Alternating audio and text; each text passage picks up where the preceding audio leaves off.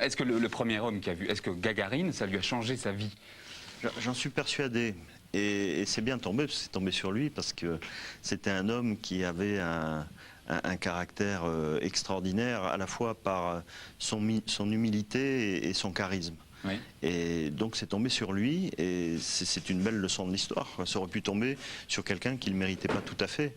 Ouais. Lui, vraiment, c'était l'homme de la situation. Un fils de paysan. L'homo soviéticus, qui n'avait pas apparu comme homo soviéticus, alors qu'il avait été sélectionné pour ça, mais qui est apparu comme l'homme tout court, l'homme qui était dans l'espace. Ouais. Donc il a transcendé la volonté politique qui avait fait qu'il avait été retenu.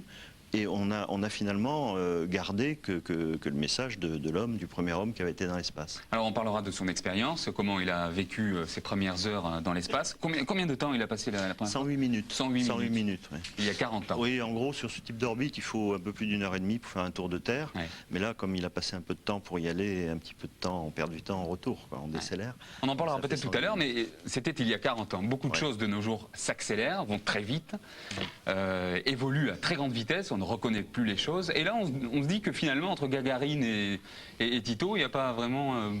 il y a des progrès techniques, sans doute. Mais on se dit, c'est toujours quelqu'un qui tourne, c'est votre expression, un bidon autour de la Terre.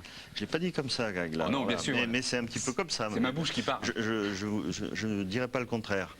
C'est vrai que le fond de la réflexion, c'est en 40 ans, du mois d'avril 61 au mois de mai maintenant 2001, eh bien on a un peu l'impression qu'on fait la même chose que Gagarine. Oui.